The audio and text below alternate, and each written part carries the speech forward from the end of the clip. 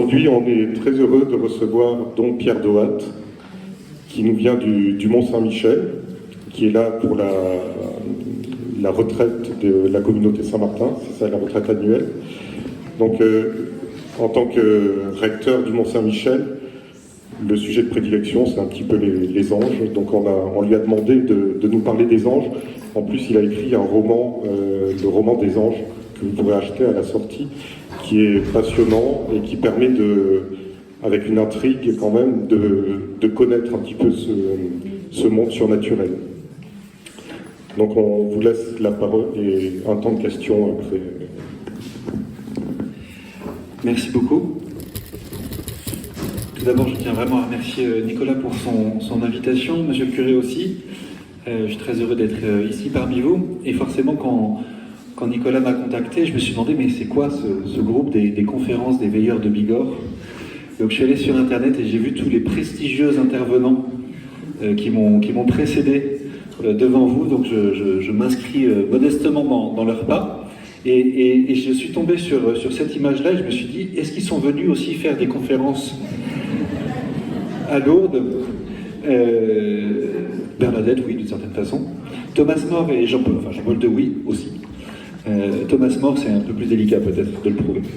En tout cas, très heureux d'être parmi vous pour aborder avec vous ce sujet des anges, puisque vous savez qu'en tant que recteur du Mont-Saint-Michel, c'est un des messages qu'on essaye de porter et de diffuser, c'est la présence invisible mais réelle des anges dans la vie chrétienne. Il y a quelques années, quand le supérieur de la communauté Saint-Martin m'a demandé si j'acceptais de partir au sanctuaire du Mont-Saint-Michel, je me souviens qu'un de mes réflexes immédiats, ça a été de me dire, les anges, j'y connais pas grand-chose. Saint-Michel, j'y connais pas grand-chose. On m'en avait parlé quand j'étais petit, peut-être que vous aussi, vos parents vous en parlaient. Moi, je me souviens que mes parents me disaient, voilà, si tu as peur ce soir, tout seul dans ta chambre et qu'il fait noir, prie ton ange gardien. Moi, j'en étais resté un petit peu là. Et ensuite, je ne sais pas si il s'est passé la même chose pour vous, mais quand j'ai grandi, déjà, on a arrêté de m'en parler. Mes parents ont estimé que j'avais moins besoin d'être rassuré pendant la nuit, donc ils ont arrêté de m'inviter à prier mon ange gardien. Au catéchisme, j'ai eu un excellent catéchisme dans la paroisse où j'ai grandi, dans la paroisse rurale où j'ai grandi en Vendée, mais là aussi, c'est pas un sujet qu'on a beaucoup abordé, peut-être quand on parlait de Noël, voilà, on évoquait la figure des anges, mais et encore, pas beaucoup plus que ça. Et en grandissant, à l'aumônerie, dans les mouvements scouts, etc., les sujets qui m'intéressaient, les sujets qui attiraient mon attention et les sujets sur lesquels on m'enseignait, c'était plutôt des sujets on va dire, de théologie dure. Qui est le Christ, qu'est-ce que c'est que l'Eucharistie, quels sont les 7 noms du Saint-Esprit, vous voyez, des choses comme ça. Mais le sujet des anges, il n'apparaissait pas souvent dans l'enseignement, dans la prédication. Et au séminaire, je suis plein de reconnaissance pour la formation que j'ai reçue, mais sans mauvais jeu de mots, le sujet des anges, on l'a un petit peu survolé. Hein. C'est-à-dire qu'on en a parlé, mais voilà, on n'a pas forcément approfondi. En tout cas, peut-être que je n'ai pas été attentif aussi, hein, c'est possible, j'étais au fond près du radiateur. J'ai pas le sentiment qu'on ait vraiment approfondi cette question. Donc quand on m'a dit « tu pars au Mont-Saint-Michel », je me suis dit « oula, il est urgent que je me forme sur cette question ». Et donc j'ai commencé à ouvrir des livres de théologie, des livres de spiritualité, des livres de catéchisme, etc. pour essayer de... Et alors là, je me suis retrouvé un petit peu comme... je me suis senti un petit peu comme j'imagine a dû se sentir Christophe Colomb quand il est arrivé au Nouveau Monde, devant un continent complètement nouveau, avec plein de choses que j'avais peine à imaginer jusque-là, plein de vérités et d'enseignements qui nous sont donnés par la révélation, par le magistère de l'Église, et devant un discours très très construit. Je reviendrai sur cette question-là. L'Église a quelque chose à dire sur les anges. Et ce qu'elle dit sur les anges est passionnant, et c'est très réconfortant, très consolant, et c'est très stimulant pour la vie spirituelle. Voilà. Donc moi j'étais tout plein de joie de partir au Mont-Saint-Michel avec ce nouveau continent que j'étais en train de découvrir, et je me souviens que quelques semaines avant d'arriver au Mont, j'étais en famille, et puis j'avais là un de mes oncles, chrétien, pratiquant, ayant éduqué ses enfants dans la foi, vivant vraiment sa foi de manière très très authentique. Et puis, spontanément, familièrement, je lui partage ma joie de découvrir le monde des anges, de redécouvrir, d'approfondir la question du monde angélique. Et sa réaction m'a à la fois bouleversé et en même temps un peu surpris. Il m'a dit, les anges, est-ce que c'est bien sérieux tout ça, hein? Encore une fois, hein, et je ne juge pas du tout la foi de mon oncle bien-aimé, hein, mais spontanément, dans l'esprit de cet homme qui a dû, à plein de reprises dans sa vie en plus, affronter l'incroyance du monde dans lequel nous vivons, affronter les questions qu'on nous a posées, qu'on vous a posées certainement depuis que vous êtes jeune. Est-ce que c'est bien sérieux d'être chrétien, hein? Est-ce que c'est raisonnable de penser que Dieu existe, hein? Est-ce que c'est raisonnable de penser que Jésus a donné sa vie pour toi? Eh bien lui, qui avait répondu à toutes ces questions avec toute sa vie, toute sa foi, eh bien sur la question des anges, il avait un petit peu la réaction d'un païen, un petit peu, en tout cas de quelqu'un qui n'est pas encore allé jusqu'au bout de la foi sur cet aspect-là. Et donc sa réaction, ça a été de me dire, mais est-ce que c'est bien sérieux? Alors je voudrais répondre d'abord, ce sera la première partie de mon intervention, je voudrais répondre à cette question-là. Est-ce que c'est bien sérieux de croire que les anges existent? Est-ce que c'est pas un truc qu'on raconte pour les enfants? Voilà, moi longtemps j'ai pensé que c'était un petit peu ça, quoi. C'est pas vraiment important, c'est un truc, c'est joli, c'est mignon, ces petits anges joufflus avec des ailes qu'on nous dessine sur les livres de prière pour enfants. Alors, 3 raisons pour lesquelles il est sérieux, il est raisonnable de croire en l'existence des anges. La première raison, c'est que l'existence des anges nous est révélée par les Écritures. Voilà. Bon, ça, normalement, ça devrait suffire, hein. Si vous ouvrez votre Bible, du premier au dernier livre de la Bible, du premier livre de l'Ancien Testament jusqu'au dernier livre de l'Ancien Testament, les anges sont omniprésents. Leurs interventions sont partout. Dès le livre de la Genèse, hein, vous vous souvenez, cet ange qui expulse Adam et Ève du paradis terrestre, ce chérubin armé d'une épée tournoyante qui est placé à l'entrée du paradis terrestre pour interdire à l'homme et à la femme qui viennent de trahir Dieu d'entrer de nouveau, d'avoir accès de nouveau au paradis terrestre. Et puis, si vous allez évidemment dans le dernier livre de la Bible, le livre de l'Apocalypse, qui nous décrit ces multitudes d'anges, etc. Mais c'est pas petit comme présence dans la révélation chrétienne, la présence des anges. C'est pas quelque chose d'anecdotique. Il y a un théologien, peut-être que vous en avez déjà entendu parler, c'est un dominicain de la province de Lyon à l'époque, comme on disait, il est mort il y a quelques années, Ange Rodriguez, il était fait pour s'intéresser aux anges. Ange Rodriguez qui dit que si on s'amusait à prendre notre Bible, ne le faites pas, hein, et à arracher de notre Bible toutes les pages où le mot ange apparaît, il ne resterait à la fin entre nos mains plus qu'un livret de quelques dizaines, quelques centaines de pages. Hein, tellement les anges interviennent à temps et à contre-temps au cours de l'histoire du salut qui nous est révélée dans les Écritures. Voilà. Et ces interventions, je ne vais pas toutes vous les raconter évidemment, il nous faudrait quelques heures pour ça, mais ces interventions, peut-être qu'une première chose qu'on peut dire, c'est qu'elles sont toujours déterminantes. Voilà. Les anges ne se déplacent pas pour nous donner l'heure ou la température de l'air. Hein. Les anges, ils se déplacent pour informer de manière décisive l'homme dans la façon dont il doit participer au salut que Dieu lui propose, dans la façon dont il doit apporter sa collaboration au salut que Dieu veut lui donner. Ça, c'est très important. Hein. Les anges ne sont pas là pour des broutilles. Hein, ils sont là, toujours, encore une fois, pour favoriser notre participation, notre collaboration au projet d'amour que Dieu a pour chacun d'entre nous. Donc, il ne faut pas leur demander d'autres choses, déjà. Il faut d'abord leur demander ça, je reviendrai là-dessus plus tard. Donc dans la révélation, alors parfois on me dit oui, mais ça c'est surtout dans l'Ancien Testament. L'Ancien Testament c'est très symbolique, c'est très... Alors non. D'abord parce que à aucun moment dans l'Ancien Testament les interventions des anges sont racontées. C'est pas une manière de raconter. On sent bien que quand Jacob se bat contre l'ange du Seigneur dans la grotte, il se bat pas contre une idée. Hein, on sent que ça a castagné dans la grotte. Hein, Genèse 19, vous irez voir ça. Hein, on sent que c'est pas juste un mauvais rêve, hein, que c'est pas quelque chose de symbolique qui nous est raconté. Hein, il y a cet épisode très étonnant où Jacob se bat contre un ange, hein, se bat contre l'ange du Seigneur. D'ailleurs, c'est intéressant d'approfondir ça, mais on ne sait pas trop s'il se bat contre l'ange du Seigneur ou contre le Seigneur lui-même. Il y a toujours une confusion dans certains livres de l'Ancien Testament. La présence de l'ange est tellement écrasante pour l'homme dans l'Ancien Testament qu'il ne sait plus très bien s'il est face à Dieu ou s'il est face à un ange. Quoi. Bref. Donc oui, les anges interviennent beaucoup dans l'Ancien Testament, mais ils interviennent énormément dans le Nouveau Testament. pensez que l'histoire qui nous est racontée dans l'Ancien Testament, c'est à peu près 2000 ans d'histoire. Si on commence avec Abraham, il y a évidemment tout ce qui précède avec Adam et Ève, etc. Mais disons, on part d'Abraham, 1900 avant Jésus-Christ, jusqu'à Jésus, 2000 ans d'histoire. Il y a 218 ou quelque chose comme ça, interventions d'anges, il faut rechercher, je ne sais plus, mais interventions d'anges dans l'Ancien Testament.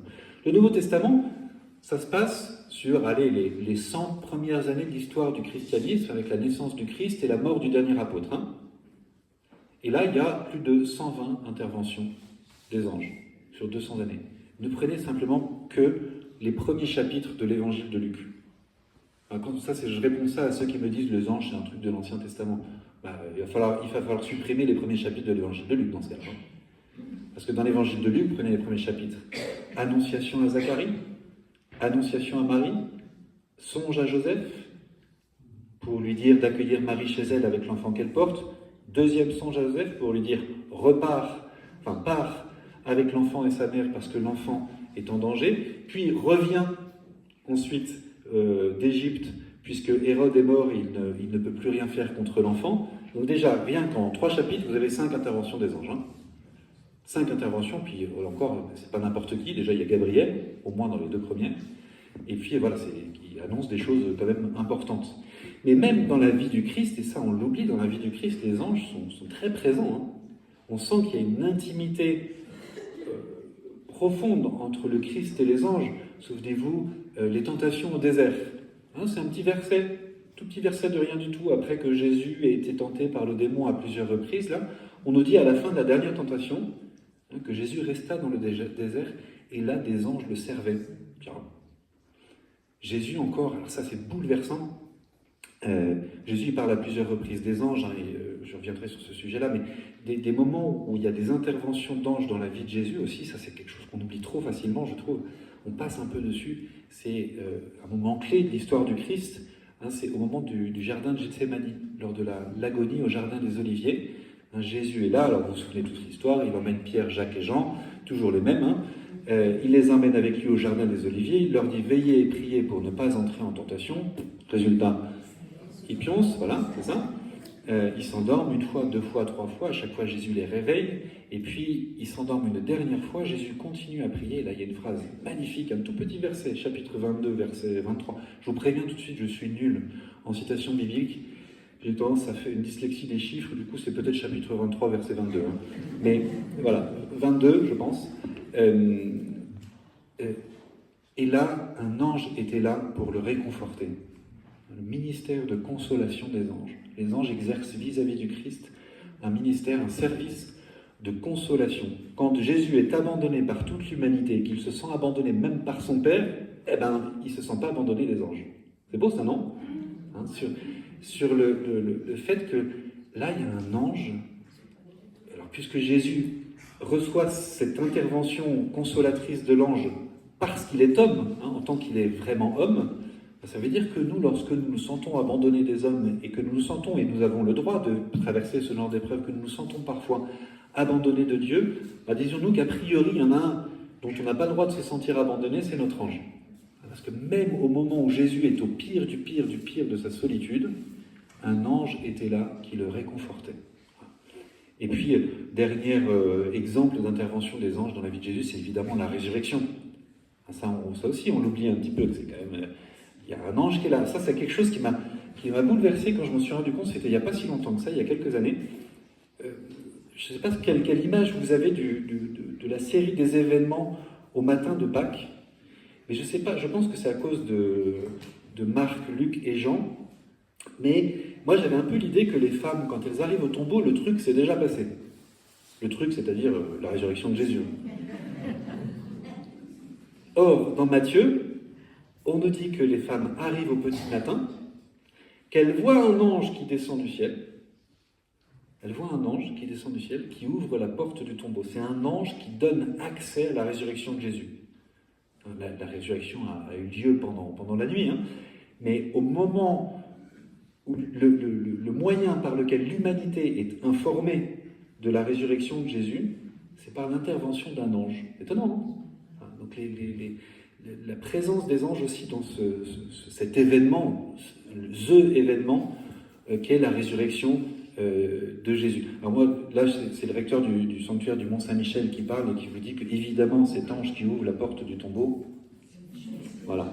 Mais ça, c'est vraiment un avis complètement gratuit, qui repose sur quelques éléments du texte, notamment, on nous dit, Saint Matthieu dit que cet ange, il est resplendissant de lumière. Or ça, c'est un des attributs de Saint Michel dans les Écritures, qu'il est resplendissant de lumière, on le voit dans le livre de Daniel et puis aussi dans le livre de l'Apocalypse. Bon, mais c'est vraiment, ne retenez pas ça, c'est pas important. Donc, voilà, la révélation. Pourquoi il est raisonnable de croire que les anges existent et qu'ils interviennent dans la vie des hommes? C'est tout simplement parce que les Écritures nous le disent. Et ça, normalement, je pourrais m'arrêter là et repartir. Mais peut-être qu'il faut que j'en rajoute un petit peu, sinon vous soyez déçus.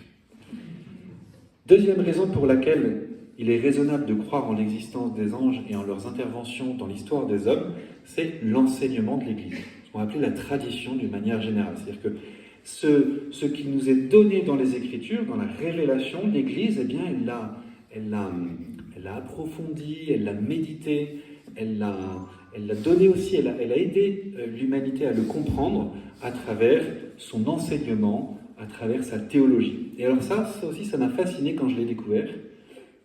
On peut dire que dans les 10 premiers siècles, 9 premiers siècles de l'histoire de l'Église, il y a 4, peut-être 5 sujets qui attirent vraiment l'attention des théologiens, qui suscitent leur intérêt, de tous les théologiens de cette période-là, du premier millénaire de l'histoire de l'Église. Le premier, c'est l'identité de Jésus.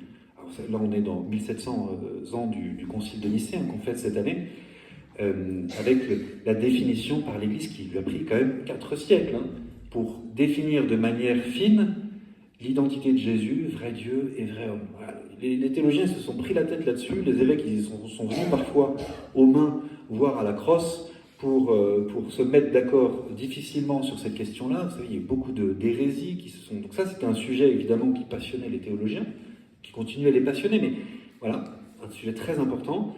Il y a évidemment la question de la Trinité. Comment on fait pour dire que Dieu est Père, Fils et Saint-Esprit? Qu'est-ce que ça veut dire? Est-ce qu'on a 3 dieux? Est-ce qu'on n'en a qu'un? Voilà, deuxième sujet qui va beaucoup occuper la théologie. Troisième sujet qui va beaucoup intéresser la théologie, c'est Marie. Marie, mère de Dieu.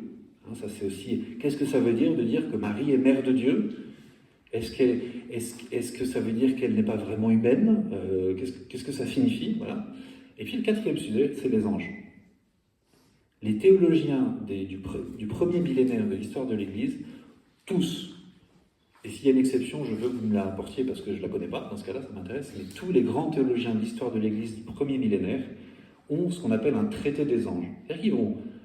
Voilà. Qu'est-ce qu'on peut dire sur les anges? Alors, Origène, Saint-Augustin, Grégoire le Grand, Basile de Césarée, Grégoire de Nazianze, etc. Et puis les théologiens un peu plus tardifs, même jusqu'au XIIe, XIIIe siècle, et celui qui va un petit peu plier le game, comme disent les jeunes, mettre fin à tout un tas de controverses, c'est-à-dire mettre fin à tout un tas de questions qui se posaient sur les anges, c'est saint Thomas. Saint Thomas d'Aquin au XIIIe siècle, qui va apporter une synthèse un petit peu de tout ce qui l'a précédé, synthèse qui n'a jamais été remise en cause par l'Église, même s'il y a des éléments qui ont été approfondis depuis. Et disons que si on lit ce que dit saint Thomas sur les anges, on a à peu près tout ce que pense l'Église sur les anges, de manière très sûre et très formelle. Alors que moi je pensais, et peut-être que c'est votre cas aussi, j'espère, sinon je me sentirais un petit peu idiot, moi je pensais que pendant les premiers millénaires, on s'était surtout intéressé à la question de l'Eucharistie, qu'on s'était surtout intéressé à la question du sacerdoce, Et en fait, tous ces sujets-là, ils vont arriver... Les premières... Saint Augustin, il n'y a pas de traité sur l'Eucharistie. Ça ne veut pas dire que Saint Augustin ne parle pas de l'Eucharistie. Mais pour lui, c'est pas un sujet. Parce que c'est évident. Jésus a dit c'est mon corps, c'est son corps. C'est seulement plus tard, au IXe siècle, qu'il va y avoir des premières controverses sur l'Eucharistie qui font que, du coup, il y a des théologiens qui vont s'y intéresser, qui vont répondre à tout un tas de questions, avec les grands traités sur l'Eucharistie, Albert le Grand, Thomas d'Aquin, etc. Mais vous voyez, c'est pour vous dire que ce n'est pas un petit sujet dans l'enseignement de l'Église. Pourquoi ce n'est pas un petit sujet? Parce qu'en comprenant mieux qui sont les anges et quel est leur rôle dans le plan de Dieu, on comprend mieux qui nous sommes, et on comprend mieux quelle est notre place dans le plan de Dieu. Ça, je reviendrai là-dessus, mais c'est tout simple, c'est très important. Prier les anges, croire en l'existence des anges, prier les anges, c'est pas simplement une sorte d'option qu'on a dans notre voiture, qu'on choisit d'allumer ou de ne pas allumer. Je mets la clim ou je ne mets pas la clim. C'est pas une option dans la foi, ça fait vraiment partie de notre foi. Et en avoir conscience nous donne accès à peut-être une compréhension plus juste à la fois de notre identité, qui nous sommes, nous, hommes et femmes, et aussi de notre destinée, de notre vocation, et de la place que nous avons dans le projet d'amour de Dieu. Voilà, la place que chacun d'entre nous a dans le projet d'amour de Dieu. Et ça, c'est merveilleux. Et ça, c'est tout l'enseignement de l'Église. Alors là, j'ai surtout insisté sur le premier millénaire parce que ça va être vraiment un gros effort de réflexion intellectuelle avec des concepts, etc. Il y en a qui vont se prendre le chou et se le tourner en 10 000, se le couper en 10 000 morceaux, mais pour essayer de comprendre qui sont les anges, qu'est-ce qu'ils font pour nous et qu'est-ce qu'ils disent sur Dieu et sur nous. Voilà. Troisième élément, qui est un argument de taille moins importante, mais ça ne veut pas dire que c'est un argument négligeable, c'est ce qu'on appellera la mystique. Il y a des saints, et des témoins de Dieu qui nous ont parlé de leur intimité avec les anges, qui ont témoigné de l'action des anges dans leur vie, qui ont vécu des expériences mystiques, des expériences spirituelles liées à l'action de leur ange gardien, liées à l'action de Saint Michel. Alors évidemment, Mont Saint-Michel, les songes de Saint-Aubert qui ont conduit à la construction du sanctuaire, mais on peut penser à d'autres endroits, à d'autres sanctuaires liés à Saint-Michel ou à d'autres apparitions. Sainte Jeanne d'Arc, hein, on fait alors je sais pas, c'est un jubilé, mais je ne sais plus trop lequel, là, c'est les 400 ans, je ne sais plus si c'est de sa mort ou de sa, peut-être que vous savez ça, de sa mort ou de sa canonisation. Non, c'est certainement pas les 400 ans de sa canonisation, parce qu'elle a été canonisée il y a un peu plus d'un siècle. Bon bref, mais voilà, Jeanne d'Arc par exemple, qui témoigne dans sa vie des interventions de Saint-Michel, hein, qui l'a encouragé dans la mission qui était la sienne. Et ça, encore une fois, c'est un argument intellectuel de moindre importance, parce que pour y adhérer, il faut déjà être convaincu que tout ça soit vrai, mais ça ne veut pas dire qu'il ne faut pas en tenir compte. On peut citer Padre Pio, hein, qui avait une proximité très forte avec son ange gardien. Plus proche de nous, on peut parler aussi de Saint Jean XXIII. Saint Jean XXIII, un grand pape qui a dit, par exemple, ça m'a frappé quand je suis tombé sur cette citation, qui a raconté à plusieurs personnes de ses proches qui étaient là, que l'inspiration de convoquer le deuxième concile du Vatican, il l'a attribué à son ange gardien. C'est mon ange gardien qui m'a donné l'idée. Voilà. Mais Saint Jean XXIII, il parle beaucoup de son ange gardien, il avait une vraie familiarité avec son ange gardien, c'est très très beau. Vous voyez, c'est pas absurde, c'est raisonnable de croire en l'existence des anges quand on est chrétien. Et puis, quatrième argument, tout simplement, ça fait partie de notre foi et vous le dites tous les dimanches. Je crois en Dieu, créateur du ciel et de la terre. Quand on dit créateur du ciel et de la terre, on n'est pas en train de parler des petits nuages et des oiseaux. Hein. Le ciel, c'est pas ça. Hein. Quand on dit je crois en Dieu, on ne parle pas du ciel comme le plafond étoilé qui est au-dessus de nos têtes la nuit quand on se couche. On parle du ciel, créateur du ciel et de la terre, du monde visible et invisible. Le monde invisible, c'est marrant, je n'avais pas perçu ça pendant longtemps. Le monde invisible, c'est pas le monde où est Dieu.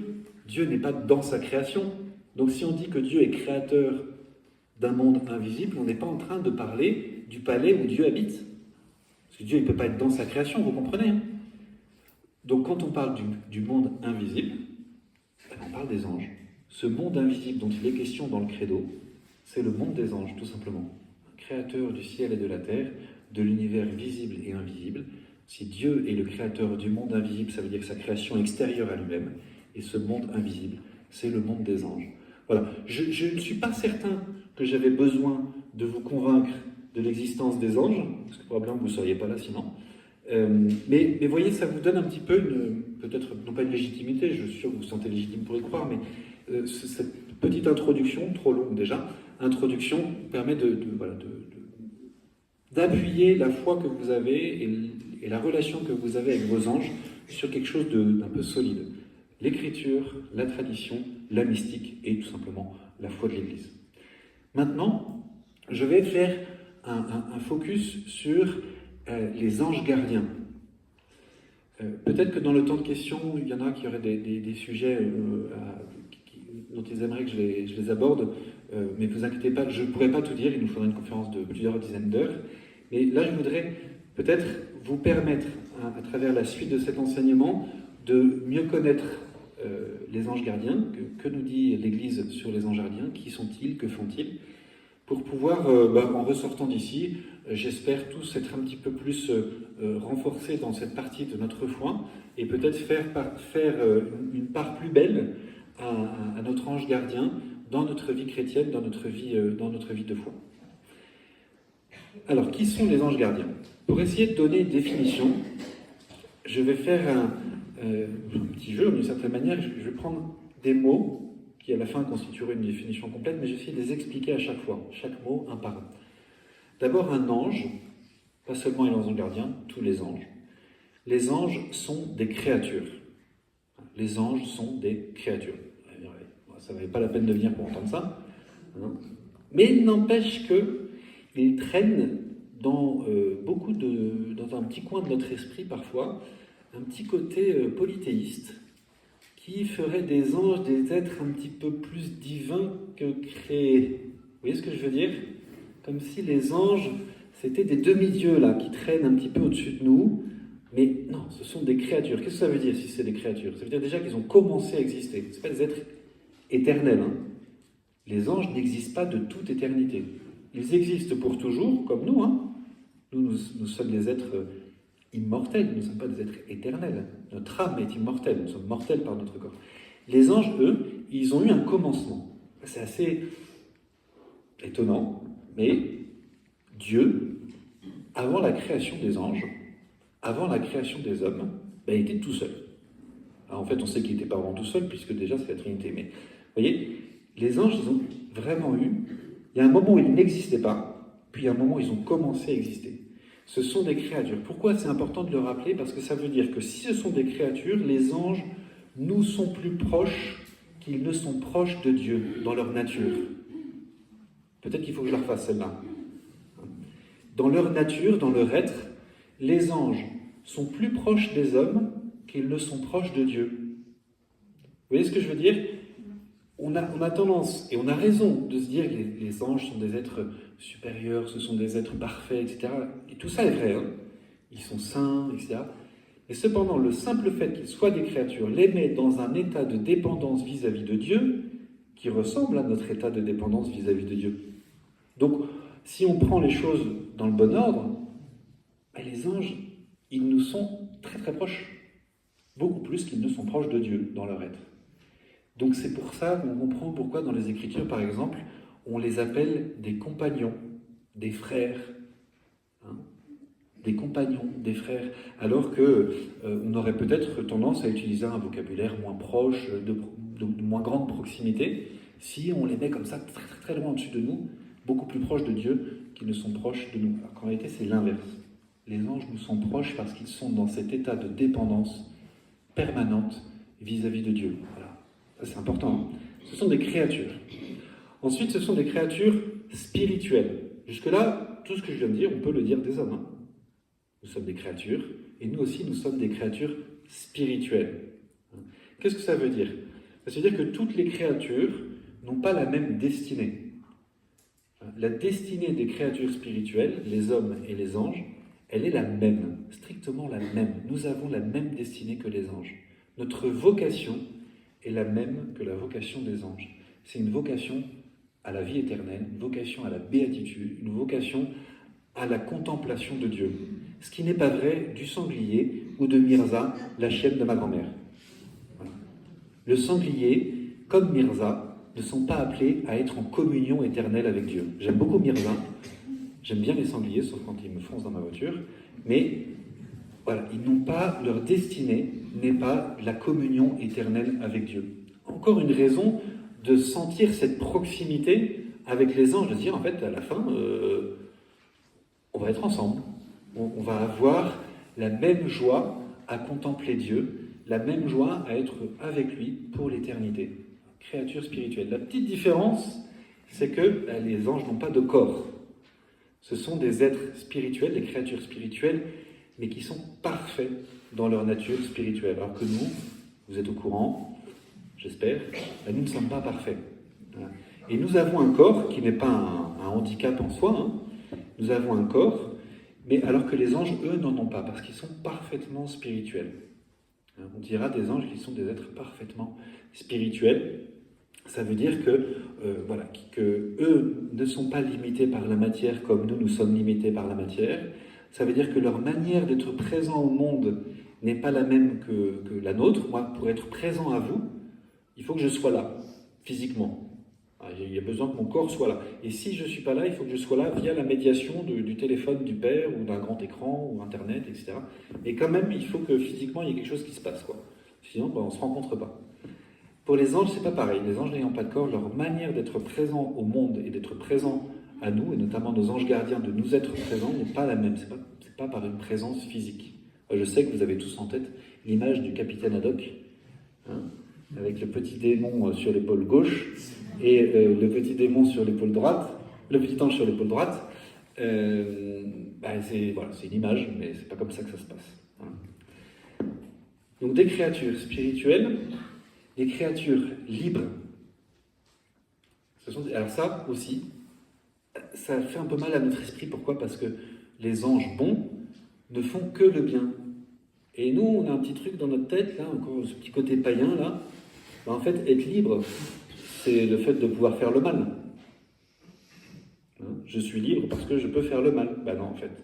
Les anges ne peuvent faire que le bien, mais ils sont parfaitement libres dans leur manière de ne faire que le bien. Ça, c'est un truc qu'on doit se sortir de notre tête. La vraie liberté, c'est pas de pouvoir faire le mal. Hein. La vraie liberté, c'est pas ça. La vraie liberté, c'est de toujours vouloir ce que Dieu veut. Et a priori, ce que Dieu veut, c'est qu'on fasse le bien. Et c'est ça qui nous rend vraiment libres. Donc les anges ne sont pas des esclaves de Dieu qui seraient forcés de faire le bien. C'est juste que dans leur nature, rien ne fait obstacle à la volonté de Dieu. Dans leur être, dans leur esprit, dans leur cœur, rien ne fait obstacle à la volonté de Dieu. C'est pour ça qu'ils font toujours le bien, mais qu'ils sont du coup parfaitement libres.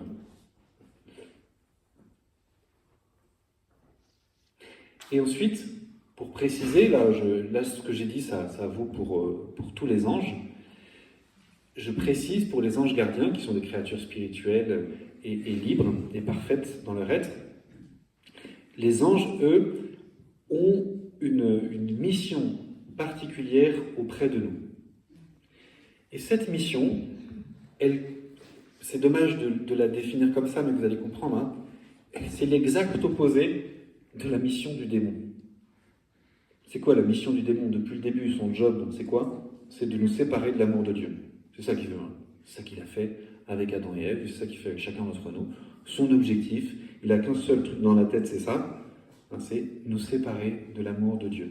Alors, il va y avoir plein de moyens qu'il va pouvoir utiliser pour ça. Et là, les anges, c'est pas en réaction aux démons, hein, c'est par leur nature même, leur désir, eux, et les anges gardiens, leur mission spécifique, c'est de favoriser, de permettre, de faire grandir, de faire fructifier notre relation avec Dieu. Que rien ne nous sépare de l'amour de Dieu. C'est ça que va chercher à faire notre ange gardien. Et c'est pour ça qu'il faut d'abord le prier. J'étais il y a quelques mois en voiture avec une très bonne amie qui me dit, alors, elle m'emmenait à la messe, j'étais sur la place du Mort, là. Elle conduit très bien, ne vous inquiétez pas. C'est pas le sujet. Et on était en retard, et on avait du mal à trouver une place pour se garer. Et alors là, elle me dit, je vois que cette amie n'est pas la seule à le faire, prie ton ange gardien pour qu'on trouve une place de parking.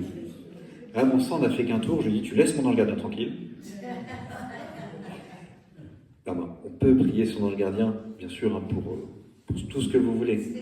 Mais si on commençait déjà par le prier pour qu'il nous trouve une place au ciel, déjà, ce serait mieux quand même. C'est-à-dire que c'est quand même dommage d'utiliser nos anges seulement pour ces petits trucs-là.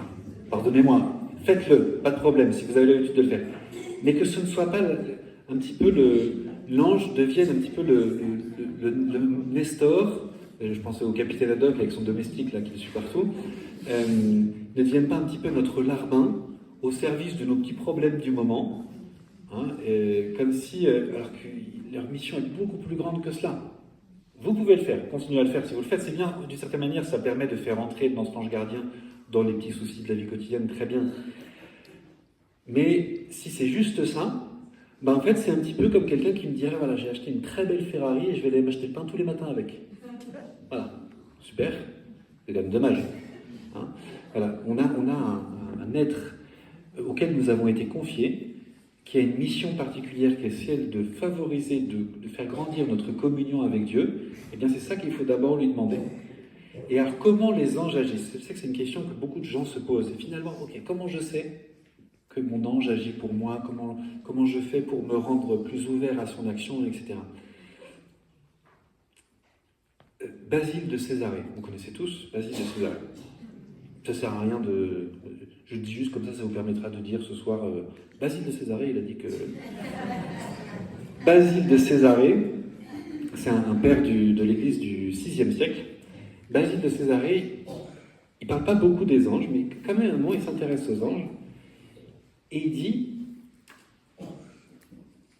nous les hommes, il dit quelque chose que vous avez appris en première année de catéchisme, nous les hommes et les femmes, nous avons été créés à l'image et à la ressemblance de Dieu.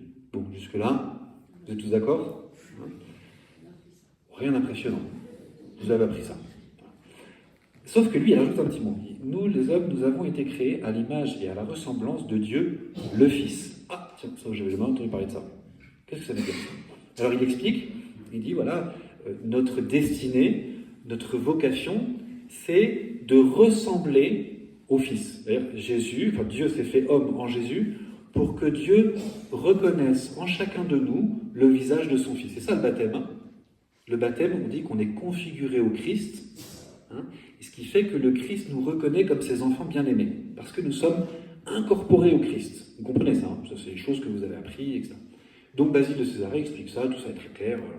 Donc nous, mais quand même, il précise, nous avons été créés à l'image et à la ressemblance de Dieu le Fils. Les anges, eux, ont été créés à l'image et à la ressemblance de Dieu, l'Esprit Saint. Ah, l'Esprit Saint. Qu'est-ce que ça veut dire? Et alors là, pour le coup, Basile de Césarée, pour lui, ça a l'air d'être très évident parce qu'il n'explique même pas. Du coup, c'est moi qui ai dû me tourner le cerveau en corde de chasse pour réussir à comprendre, donc j'ai un peu cherché. Et en fait, qu'est-ce qu'il a cherché à dire par là? C'est que si, de notre côté à nous, notre destinée, notre vocation, c'est de ressembler au Fils, d'agir comme le Fils, d'aimer comme le Fils, de servir le Père comme le Fils sert le Père, vous savez, tout ce que je vous dis, c'est l'Évangile, hein? Eh bien, la destinée des anges et la façon dont ils vont pouvoir accomplir leur action, et en particulier les anges gardiens, ça va être à la façon de l'Esprit Saint. Donc, comment il agit l'Esprit Saint? Pardon, comment il agit le Fils? Comment le Fils agit pour nous montrer l'amour de Dieu et pour nous conduire à la communion avec le Père? On le sait, il a donné sa vie pour nous, il le fait par sa parole, hein, il nous convainc. C'est un autre père de l'Église qui dit que le Fils agit vis-à-vis de nous par mode de conviction. C'est-à-dire qu'il nous convainc, il essaye par tout ce qu'il fait, par sa parole, par son exemple, par le sacrifice de sa vie, par sa résurrection, il essaye de nous convaincre que Dieu nous aime. Merveilleux ça. Par contre, l'Esprit Saint, lui, comment il fait pour nous convaincre que Dieu nous aime? En nous inspirant le désir de faire le bien et en nous inspirant la haine du mal. Voilà.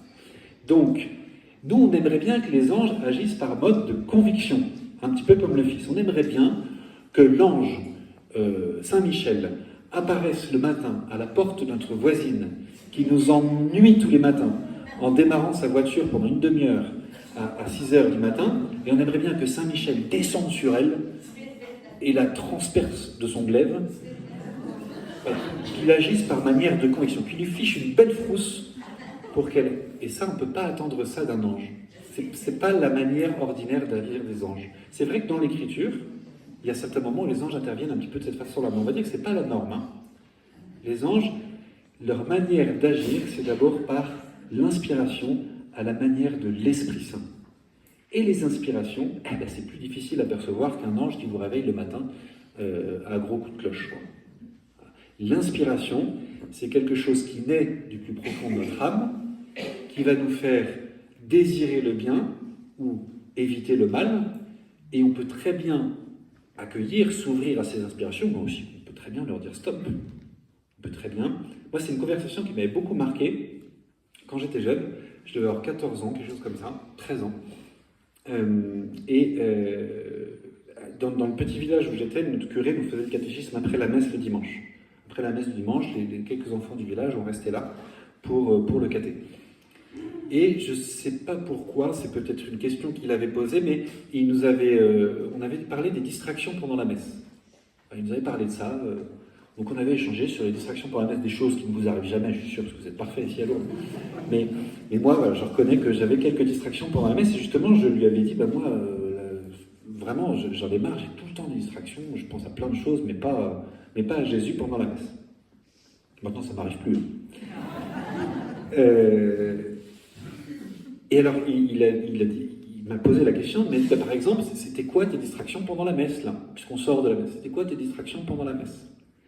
Et je ne sais plus exactement, je ne vais pas vous mentir, je ne sais plus exactement ce que je lui ai raconté, mais je pense que c'était en rapport avec une personne, peut-être mon petit frère avec lequel je m'étais disputé, ou mon père qui me gonflait, ou je ne sais quoi. Mais en tout cas, je crois que je lui ai parlé d'une difficulté que je rencontrais dans une relation avec une personne, que sais-je. Et il m'avait dit, ça c'est une distraction, ça. C'est une distraction, ça. Je dis, oui, parce que du coup, j'ai pensé qu'à ça pendant toute la messe, et j'ai pas pensé du tout à Jésus. J'étais énervé, j'étais en colère, ou j'étais triste, je sais plus. Mais non, mais c'est pas du tout une distraction, ça. Ça, c'est pas du tout une distraction. C'est peut-être ton ange gardien qui t'a demandé de poser ça dans le cœur de Jésus pendant la messe. Et il a rajouté, c'est pour ça que je me souviens de cette histoire, parce que l'exemple m'avait fait rire. Bon, d'accord, si tu penses au poulet frites de maman d'après la messe, ça, c'est une distraction. Mais si, au moment où tu es en présence de Dieu, où tu essayes du moins d'être en présence de Dieu à la messe le dimanche, dans ta prière, quand tu pries le chapelet, le visage d'une personne, là c'est moi qui rajoute, c'est pas une citation, le visage d'une personne remonte à ton esprit, une situation douloureuse ou joyeuse pour laquelle tu peux rendre grâce remonte à ton esprit, c'est pas une distraction. C'est pas une distraction. Si ça peut rester une distraction si je me complais dans cette pensée-là et que finalement je pense plus à cette situation que je ne parviens à la présenter au Seigneur.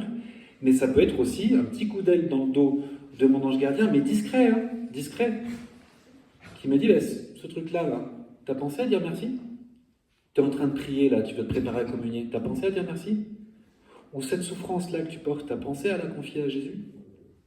Ou cette situation dans laquelle tu t'es bien planté, tu t'es bien vautré, t'as pensé à demander pardon? Vous voyez? Et alors moi, je me souviens que ça m'avait beaucoup marqué, cette conversation avec ce curé, parce que je m'étais dit, en fait, il y a plein de distractions qui ne sont pas des distractions. Bon, je ne vais pas vous mentir, j'ai toujours du mal à faire cette transition où je prends ce qui naît dans mon cœur et où je le mets dans le calice ou sur la patène. Ça, c'est une autre image qu'il nous donnait pour l'offertoire. À l'offertoire, tu mets dans ta patène la joie, l'action de grâce, et à l'offertoire, quand le prêtre élève le calice, tu mets tes peines, tes souffrances, tes inquiétudes, etc. C'était un très bon curé, j'ai beaucoup de chance. Sûrement aussi beaucoup d'autres. Et donc, vous voyez, la façon dont l'ange agit, ça va être d'abord par l'inspiration, comme l'Esprit Saint, qui agit par mode d'inspiration. Je sais que quelqu'un va me demander après, donc je réponds tout de suite. Mais du coup, comment on fait pour distinguer l'action de l'ange et l'action de l'Esprit Saint? On ne distingue pas. Enfin, on ne peut pas. On saura au ciel. Et en fait, ce qu'il faut bien comprendre, c'est que de notre côté à nous, on voit entre guillemets, des étages dans la fusée, etc. On voit Mais du côté de Dieu, tout ça, c'est unifié par la grâce et par l'amour que Dieu nous donne. Et finalement, le moyen importe peu. Est-ce que c'est l'Esprit Saint qui vient directement en moi par l'un de ces 7 dons? Ou est-ce que c'est l'ange qui devient un instrument de l'action de Dieu, et donc de l'Esprit Saint aussi, pour m'inspirer de telle ou telle manière? Peu importe. Voilà. Donc ça, comment agissent les anges, nos anges gardiens? Pour nous, ils agissent par mode d'inspiration. Donc, c'est à ça que sert la prière aux anges. Parce que, attention, quand on prie les anges, le but, c'est pas de les instrumentaliser. Ah, je me méfie, comme de la peste, de tout ce qui consiste à instrumentaliser notre ange gardien. J'ai utilisé l'image du chien, du domestique. Notre ange n'est pas un domestique. Notre ange, de toute façon, c'est très bien ce dont on a besoin. Et le fait que nous lui demandions ou que nous ne lui demandions pas ne change pas le fait qu'il va toujours agir en fonction du bien pour nous. Toujours. Voilà. Il ne va pas se dire, non, lui, il ne me prie pas assez, donc non, pas envie, la flemme. Il ne va pas se dire ça. En fait, à quoi ça sert de prier les anges? C'est pas pour exercer sur eux une sorte de pression. Je te prie beaucoup, donc tu vas faire plein de choses pour moi. Non, non. C'est vrai globalement pour la prière. Hein. C'est je te prie pour mieux m'ouvrir à ton action. En fait, la prière aux anges, qu'est-ce qu'elle permet? Non pas de rendre notre ange plus efficace, notre ange est déjà parfait. Hein. Donc, c'est pas notre prière qui va le rendre plus efficace, c'est nous qui allons nous rendre plus disponibles, plus attentifs à leur action. C'est ça l'intérêt de la prière aux anges, c'est rien d'autre, hein, vraiment. Il faut sortir de... Là, il y a quelques semaines, j'ai eu la visite d'une personne chrétienne, catéchiste, pratiquante, et qui m'a dit qu'elle prie beaucoup son ange et qu'elle prie particulièrement son ange, l'archange Saint-Michel. Super, je me réjouis. Et je lui dis, et puis voilà, elle me dit, depuis que je prie, voilà, il y a beaucoup de choses qui ont changé dans ma vie, merveilleux. Et puis encore plus depuis quelques mois, parce qu'on m'a appris à prier à prier Saint-Michel. Alors je lui dis, ah oui, bah tiens, ça m'intéresse. Et alors, elle me sort un truc. Le soir, quand elle rentre de son travail, je n'invente rien, elle ouvre la porte de sa maison, elle va à la cuisine et elle remplit un verre à moitié d'eau. Elle pose ce verre derrière la porte qu'elle a laissée ouverte. Puis elle se met à la porte de sa maison, avec le verre d'eau qu'elle a posé pour on ne sait quelle raison, derrière la porte, et elle appelle par 3 fois l'archange Saint-Michel. Archange Saint-Michel, Archange Saint-Michel, Archange Saint-Michel. Elle referme la porte, elle boit le verre d'eau et elle ouvre une fenêtre. Et là, c'est véridique, hein, une personne tout à fait saine d'esprit, une personne qui vit, qui va à la messe, qui se confesse, qui enseigne la foi, était convaincue que parce qu'elle faisait ces trucs, j'ai pas d'autre mot, eh bien, l'ange accourait. Comme une espèce encore une fois, de domestique, de larbin, dont il faudrait appuyer sur la sonnette, comme autrefois dans les maisons, pour qu'il vienne.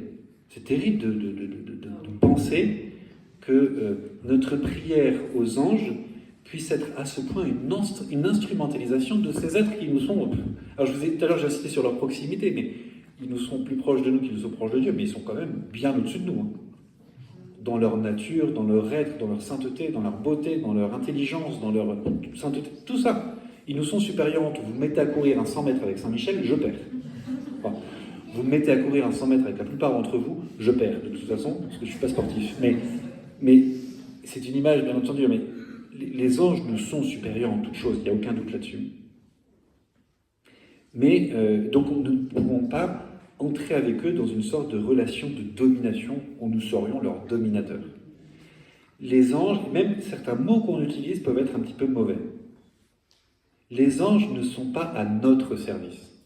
Quelquefois on a ça un peu en tête.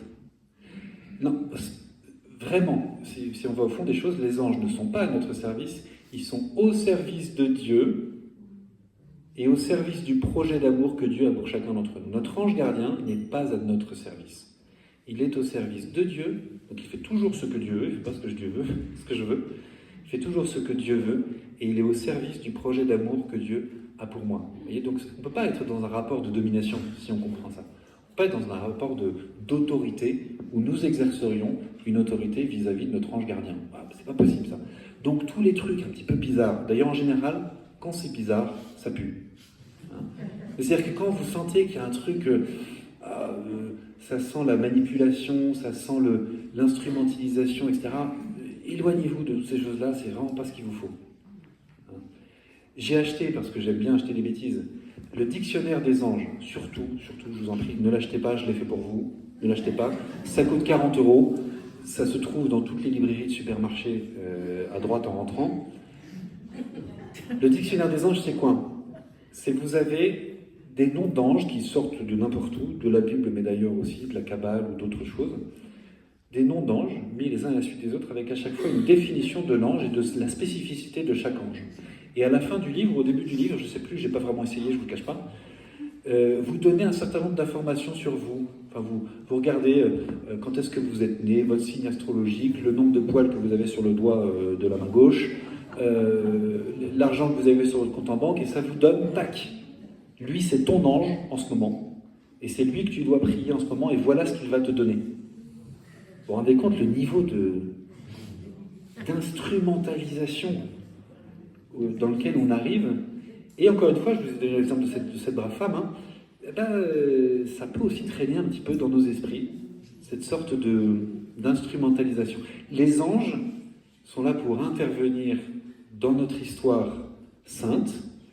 Ils interviennent toujours au service de la volonté de Dieu, et jamais au service de ma volonté propre, toujours au service de la volonté de Dieu. Alors c'est cool quand les deux se conjuguent.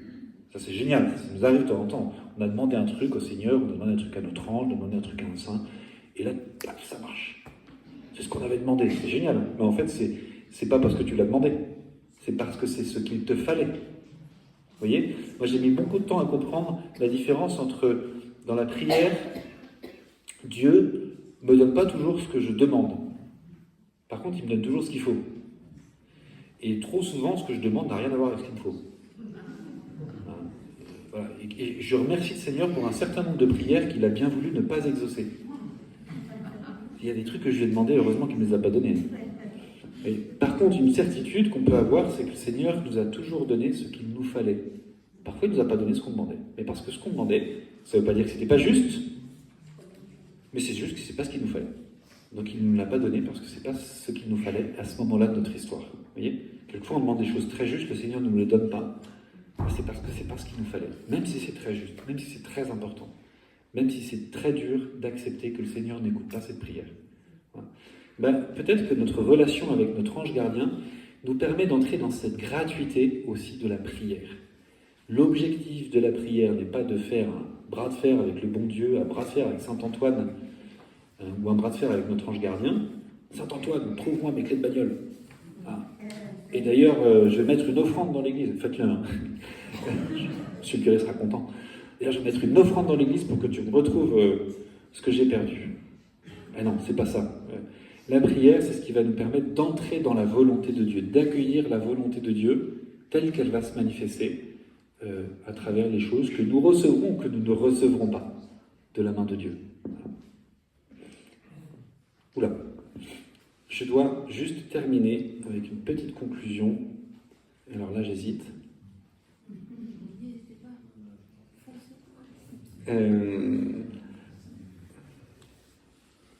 Oui, je terminerai par ça. Dans l'Écriture, je vous l'ai dit dans les Écritures, et puis dans l'enseignement de l'Église, un des mots qui revient souvent, c'est l'idée du compagnonnage. Les anges sont nos compagnons, hein, nos frères. Vous lisez le livre de Tobie. Si vous cherchez un livre à lire, facile à lire dans la Bible, lisez le livre de Tobie. Les hommes aiment beaucoup parce qu'il y a des histoires d'aventure et tout ça. Les femmes aiment beaucoup parce qu'il y a une belle histoire d'amour. Lisez le livre de Tobie qui raconte justement qu'est-ce que ça peut être d'être accompagné par un ange. Tobie, il va passer des semaines à être accompagné par non seulement un ange, mais un archange, Saint Michel, sans s'en rendre compte. J'ai dit quoi? Pardon. Je l'aime tellement, je le mets partout. Saint Raphaël, excusez-moi. Il ne se rend pas compte. Il faut qu'à la fin, Raphaël se révèle à lui en disant vous pensiez que j'étais n'importe qui, en fait je suis Raphaël, l'un des 7 anges qui se tiennent en présence du Seigneur. Je sais qu'il va y avoir une question là-dessus après. L'un des 7 anges qui se tiennent en présence du Seigneur. Voilà, c'était bien moi qui t'ai accompagné tout au long de tes péripéties, de tes aventures, etc. Voilà. Les anges sont dans un compagnonnage avec nous, mais dans un compagnonnage qui vise à nous aider dans notre compagnonnage avec le Christ, en fait. Et tout ce que je vous ai dit avant n'a aucun sens, il faut l'oublier si vous perdez de vue le Christ. Les anges ne sont pas là pour faire obstacle à notre relation avec le Christ. Numéro 331, je suis sûr du chiffre, parce que l'autre jour j'ai dit le mauvais chiffre et quelqu'un m'a corrigé. Numéro 331 du catéchisme de l'Église catholique, qui dit en substance que les anges ont été créés en vue du Christ. C'est très beau ça. Et qu'au centre du monde des anges, il y a le Christ. Donc toute dévotion aux anges, à Saint Michel, à notre ange gardien, qui nous détournerait de la personne du Christ, est à proscrire. Quelqu'un qui me dirait aujourd'hui, moi je ne prie plus Jésus, parce que par contre je prie beaucoup Saint Michel, ça m'inquiéterait. Vous voyez? Et attends, Saint Michel sans la puissance du Christ, il n'a rien du tout. Saint Michel sans l'amour du Christ, il ne peut rien. Il ne peut rien. Il a été créé en vue du Christ. Donc la dévotion, la spiritualité aux anges, elle est liée, elle est finalisée par notre communion avec le Christ. Voilà. Donc, les anges sont des serviteurs du Christ, ils sont des serviteurs de notre communion avec le Christ, et c'est pour cela qu'il faut les utiliser, qu'il faut les solliciter et qu'il faut les prier. Merci beaucoup de répondre. Oui. Vous avez deviné tout à l'heure, les 4 autres anges, comment ils s'appellent? En fait, c'est vrai que ce verset est un petit peu troublant. Parce que Raphaël se présente comme étant membre d'un groupe d'anges, de 7 anges qui se tiennent sans cesse en présence de Dieu. Le problème, c'est que nous, on a combien d'archanges? On a 3. 3. Ok. Michel, Gabriel et Raphaël. Eh oui. Eh bien, en fait, je n'ai pas vraiment la réponse à cette question, puisque si vous regardez dans le christianisme, là je prends chrétien spécialement, orthodoxe, copte, pas orthodoxe, arménien, catholique, etc., les traditions sont très différentes. Alors nous, chez les catholiques latins, on considère que l'Écriture nous révèle 3 archanges. Il y a 3 archanges. Bon, et même, encore, on ne dit même pas il y a 3 archanges, mais on n'en prie que 3. Michel, Gabriel et Raphaël, point. Chez les catholiques orientaux, donc là on parle encore de gens qui sont en communion avec le Saint-Père, etc. Chez les catholiques orientaux comme les Melkites par exemple, il y en a en Syrie, il y en a au Liban, etc. Je veux dire qu'il y en a 8. Ne me demandez pas pourquoi. J'en sais rien. Les coptes orthodoxes, non, les arméniens, pardon, en ont 12. Ils vénèrent 12 anges. 12 archanges. Les coptes, je crois que c'est 42. Bon, en fait, c'est des traditions qui viennent vraiment chez les coptes, ça vient de très loin. Hein. C'est des traditions qui peuvent être liées à des révélations, qui peuvent être liées aussi à un certain rapport à l'écriture et aux chiffres dans l'écriture, par exemple. Voilà. En fait, vraiment, c'est pas important. Qu'il y en ait 42 ou 2, non, 3, ou il y en a au moins 3. C'est pas important du tout. Il faut pas du tout s'arrêter à ça. Ce qu'il faut simplement comprendre, c'est que les archanges sont dans un rôle particulier vis-à-vis de l'humanité. Peut-être que je peux aborder cette question là en 3 minutes. C'est que dans la tradition, à partir de la révélation et puis à partir de l'enseignement de la foi et de la façon dont cette révélation a été reçue au long des siècles, dans l'Église, et c'est un vrai point de communion avec les orthodoxes, dans l'Église, on considère qu'il y a différentes catégories d'anges, ou plutôt, devrais-je dire, différentes catégories d'êtres célestes. Alors je vous les donne, il y en a 9, ce qu'on appelle 9 cœurs des anges. C'est pas utile de les retenir, c'est même pas utile de les retenir dans l'ordre, heureusement pour moi, mais je vais essayer de vous les donner dans le bon ordre. Les séraphins, les chérubins, c'est des mots que vous avez déjà entendus, que vous avez déjà croisés dans les Écritures. Les séraphins, les chérubins, les trônes, les dominations, les vertus, les puissances, les principautés, les archanges et les anges. Et là, normalement, il y a une question. Ah, oui, et souvent, pourquoi les archanges sont tout en bas? Alors déjà, il faut comprendre que ce n'est pas une hiérarchie de dignité. Hein, nous, souvent, dans notre monde, quand on a des hiérarchies, ça veut dire une hiérarchie de grade. Sous-entendu, si tu es général, c'est un peu mieux que si tu es caporal, quoi. Bon, c'est pas comme ça chez les anges. Et en fait, c'est pas une hiérarchie de dignité, c'est une hiérarchie de service. C'est-à-dire que chaque catégorie d'anges correspond à une mission particulière que les êtres célestes remplissent au service du projet de Dieu pour toute la création. Et donc, vous avez les 3 premières catégories. On considère que ce sont les 3 catégories qui sont le plus dans un service direct de Dieu. Les 3 catégories suivantes, dans un service plus direct de la création visible dans son fonctionnement. Je vous donne une image toute simple. Au XVIIe siècle, à Rome, à la Trinité des Monts, peut-être que vous avez déjà vu ça, à la Trinité des Monts, ils ont fait une représentation des astres, des planètes, du système solaire, etc. C'est très très beau, c'est dans le cloître en haut. Et vous voyez la planète Mars avec un petit ange qui pousse comme ça.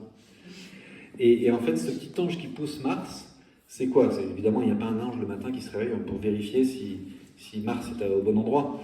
Et ça veut dire que même les réalités physiques, même les lois de la nature, n'échappent pas à la bienveillance de Dieu. Ça, en fait, c'est très clair. Il ne faut pas trop le visualiser, parce que sinon on pense au petit ange qui pousse Mars. Mais ce qui est certain, c'est que rien dans sa création n'échappe à la bienveillance de Dieu, Et les anges étant serviteurs de l'exercice de la bienveillance de Dieu pour sa création, ce ne serait pas complètement idiot de penser qu'il y a un ange qui regarde si Mars est à la bonne place. Voilà. Mais il ne faut pas le visualiser comme ça.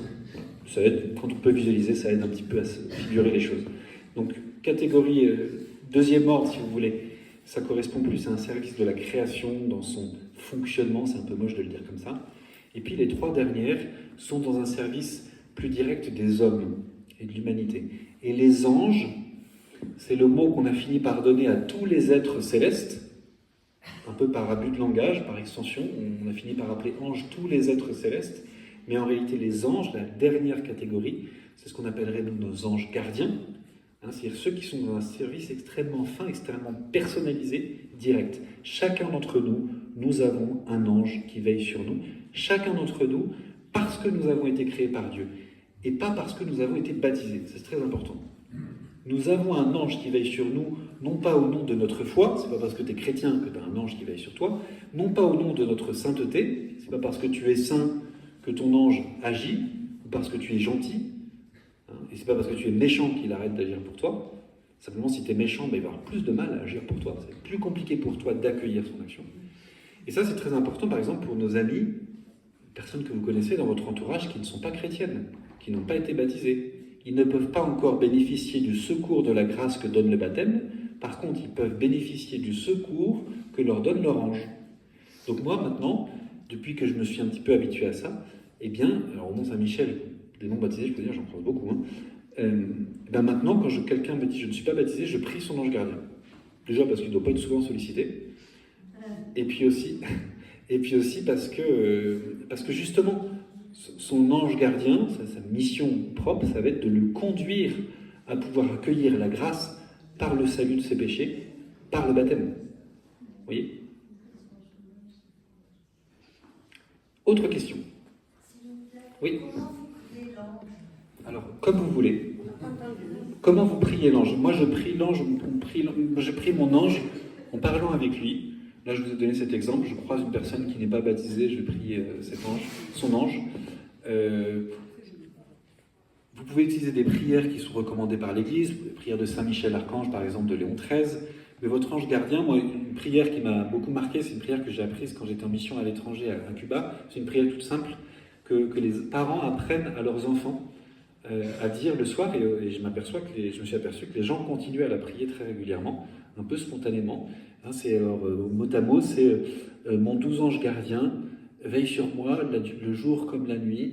En gros, si tu m'abandonnes, je sais que je me perdrai. Si tu n'es pas à mes côtés, je sais que je me perdrai. Voilà, donc on peut leur parler. Encore une fois, le mieux, on peut tout leur demander. On peut les solliciter pour tout, mais le mieux, c'est quand même de leur demander de nous aider à entrer dans une plus grande communion avec Dieu, puisque c'est ça leur premier objectif. Vous pouvez le prier, c'est ce que faisait Jean 23, il priait quand il avait un rendez-vous compliqué qui s'approchait, et on imagine que comme pape, ça doit arriver une fois de temps en temps.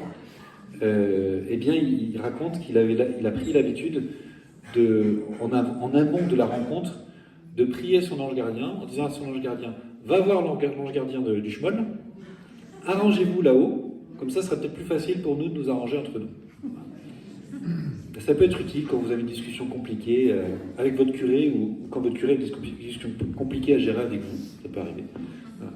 Si on priait tous nos anges gardiens avant ce genre de discussion, peut-être qu'on se laisserait plus guider par eux.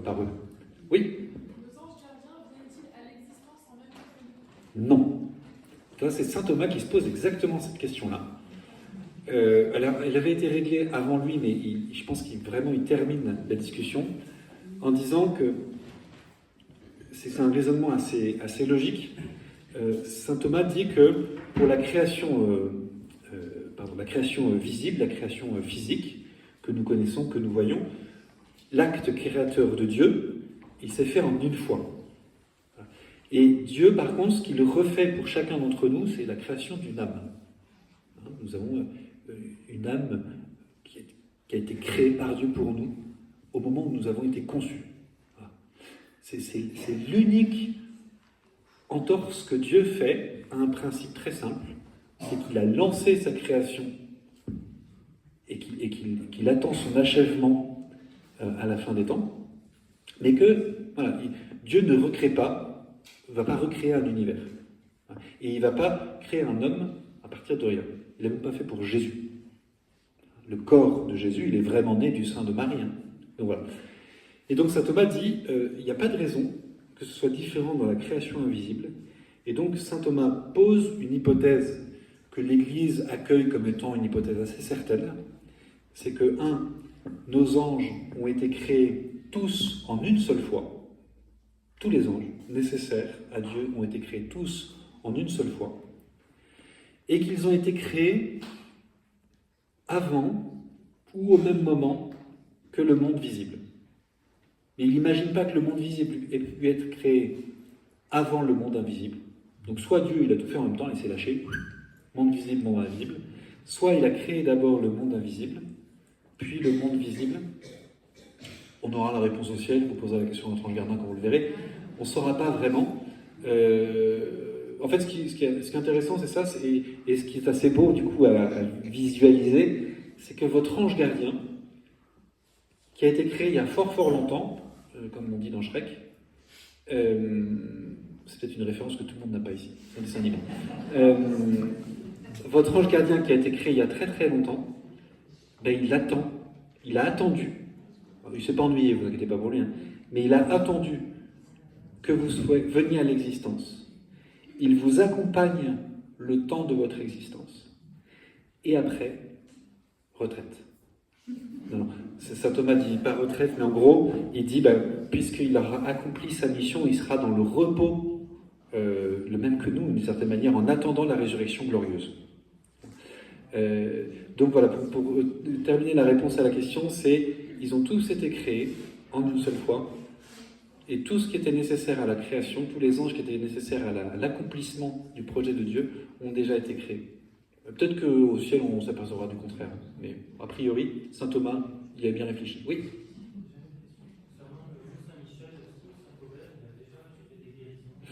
Alors la question c'est, est-ce que saint Aubert au Mont-Saint-Michel a fait des guérisons? On a des témoignages de miracles qui ont eu lieu auprès de sa tombe, ou auprès de son chef surtout, puisqu'on a conservé, depuis la Révolution, on a conservé seulement le chef de saint Aubert avec le petit trou qu'il a dans la tête à l'arrière. Saint Aubert, c'est le fondateur, l'évêque fondateur du sanctuaire du Mont-Saint-Michel, mais on n'a pas beaucoup d'attestations très précises de ces miracles. Oui.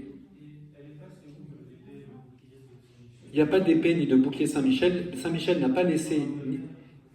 Non, au Mont-Saint-Michel, il n'a pas laissé ni d'épée ni de bouclier. Au Mont-Saint-Michel, l'ange Michel, à part un ou deux miracles, n'est jamais apparu. L'ange Michel n'est jamais apparu au Mont-Saint-Michel. Il est apparu en songe à Saint-Aubert, dans son diocèse, dans son épiscopat, enfin dans son évêché d'Avranches. Voilà. Donc les miracles qui ont eu lieu ne sont pas liés à des reliques au Mont-Saint-Michel.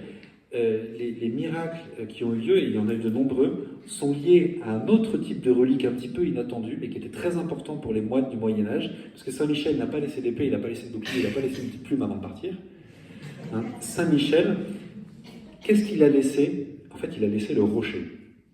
Le rocher, et c'est pour ça que les pèlerins venaient au Mont-Saint-Michel et continuent à venir au Mont-Saint-Michel, le rocher a été très vite compris par les pèlerins, et en particulier par les moines bénédictins qui ont commencé à occuper le Mont-Saint-Michel 2 siècles après le songe de Saint-Aubert. Le rocher a été reçu comme un signe visible de la présence invisible des anges. Les anges, tu ne les vois pas, mais ils sont là.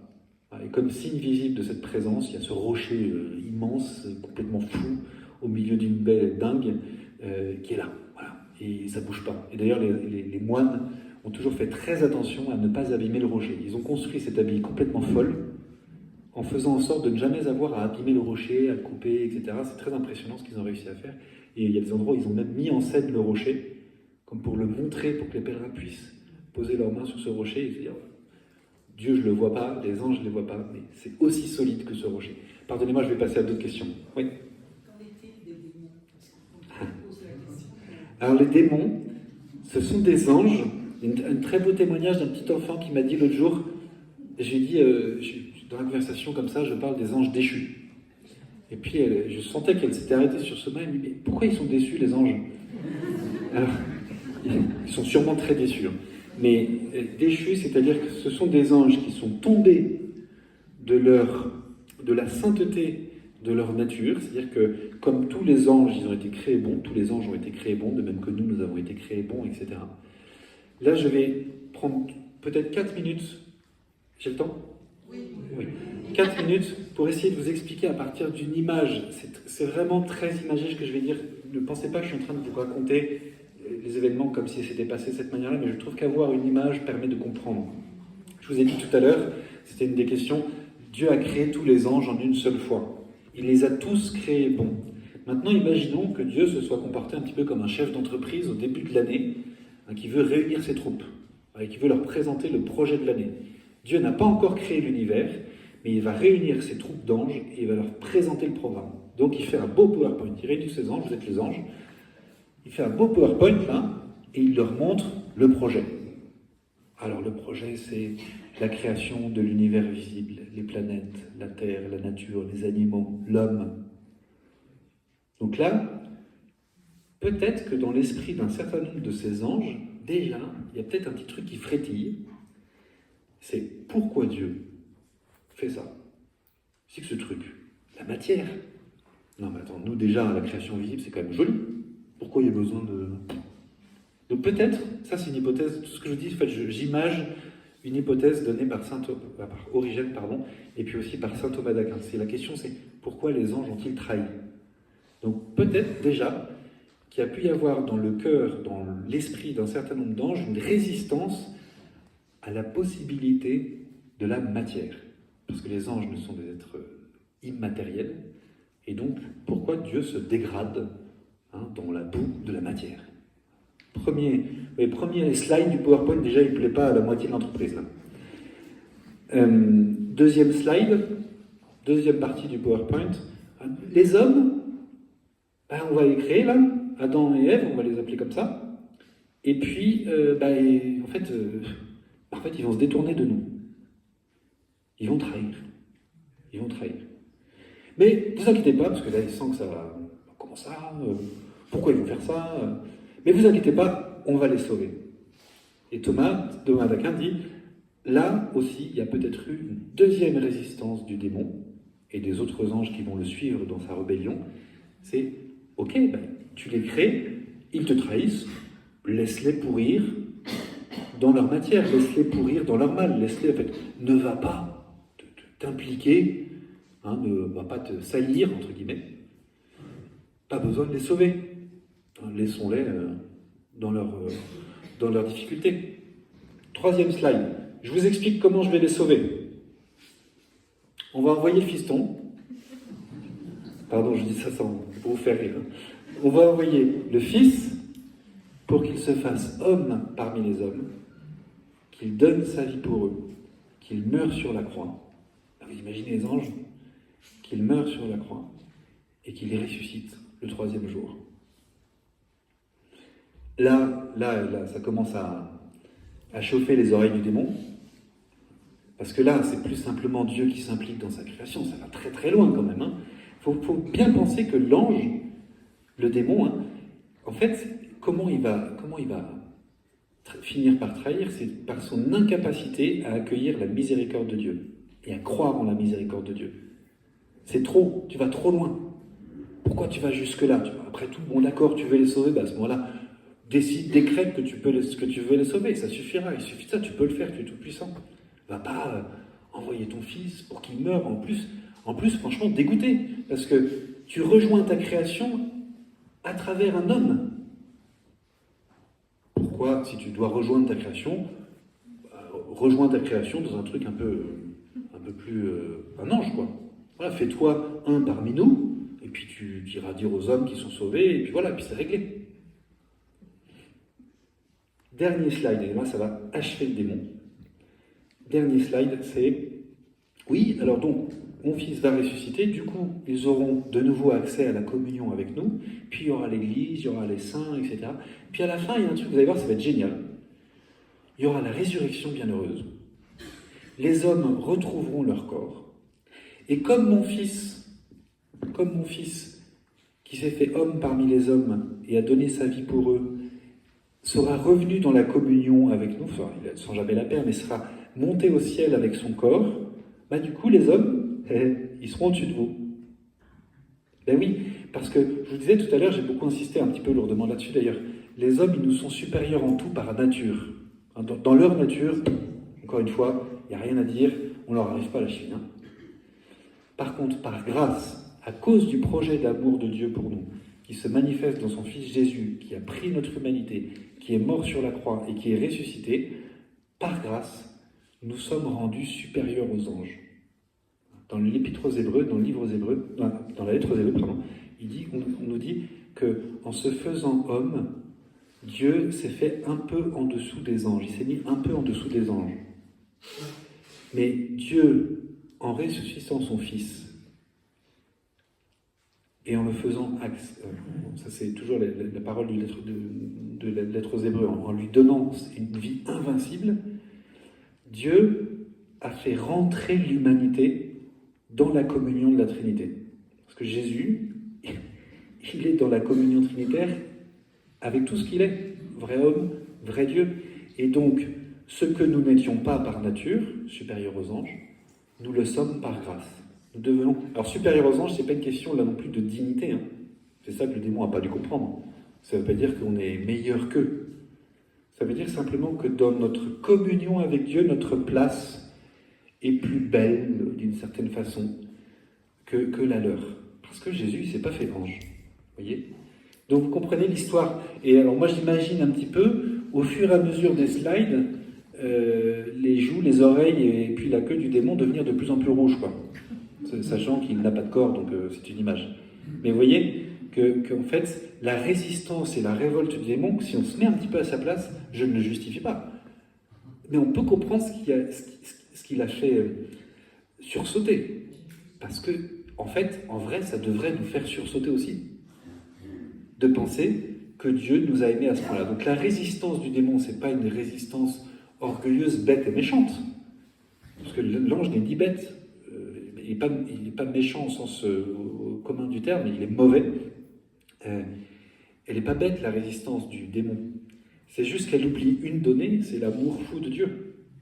Et ça, il ne veut pas l'entendre. Donc c'est une résistance à la miséricorde de Dieu.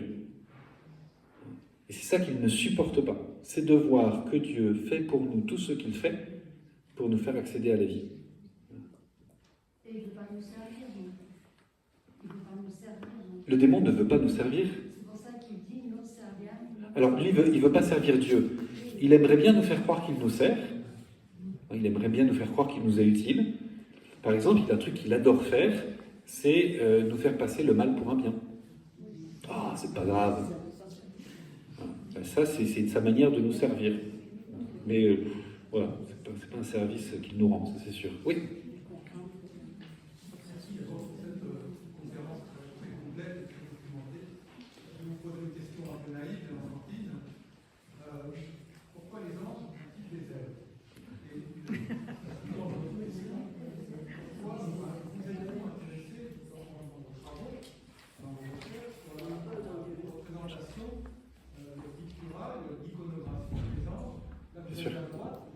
Oui. Oui.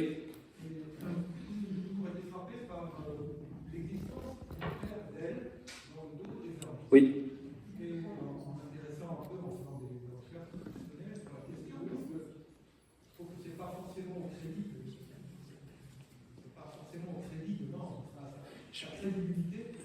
Je me suis aperçu que ce genre de créature composite, hybride, on la retrouve dans, vous l'avez déjà évoqué au départ, non seulement dans l'Ancien Testament, mais bien avant. Je peux essayer de vous répondre. Oui. Oui. Je vais en parler. Je vois que vous êtes très au courant, mais du coup je vais le dire aux autres. Non, mais c'est vrai. En fait, évidemment, les anges n'ayant pas de corps, comment voulez-vous les représenter ? Hein ? D'ailleurs, vous avez remarqué comme on est un petit peu embêté au moment de représenter Dieu le Père, ou de représenter l'Esprit Saint. Jésus, facile. Et donc, quand les artistes essayent de représenter Dieu le Père, souvent ça se termine en vieillard. Il y a ça à Notre-Dame du Rosaire, d'ailleurs, dans un des coupoles d'une des chapelles, il y a Dieu le Père en vieillard, etc. Mais on sent que c'est pas très satisfaisant. Ça ressemble plus au Père Noël qu'à l'idée que je me fais de... Mais vous voyez, mais même quand on représente l'Esprit Saint comme une colombe, on sait bien qu'on est à côté de la plaque. Et du coup, quand on représente un ange avec des ailes, on sait qu'on est à côté de la plaque. Même si, alors il y a deux choses. Nous avons le droit, nous, aux images, hein, et c'est assumé dans le christianisme qu'on a le droit de représenter, etc. De représenter l'invisible. Pourquoi ? Parce que l'invisible s'est rendu visible à nos yeux par Jésus. Hein, donc on se donne le droit, même si c'est vrai que l'Église a plusieurs fois interdit la représentation de Dieu le Père et de l'Esprit Saint, on se donne le droit, en sachant très bien que c'est pas juste. Voilà. En sachant très bien que c'est pas... Voilà. Les Juifs ont... Certains de l'existence des anges ont cherché très vite à les représenter. Comment ils ont fait ? Ils ont pris dans les traditions mésopotamiennes dont ils étaient les héritiers sur plein d'aspects, et notamment sur l'aspect artistique, ils se sont dit, on ne représente pas Dieu, vous savez, les Juifs ne représentent jamais Dieu, mais par contre on peut représenter ces créatures invisibles, et donc ils ont pris, ils sont pas embêtés, hein, la description qu'il y a des deux chérubins qui sont placés au-dessus des tables de la loi sur l'arche de l'Alliance dans le livre de l'Exode, c'est trait pour trait des représentations mésopotamiennes. C'est des êtres avec une sorte de corps de taureau, tête d'homme et des ailes.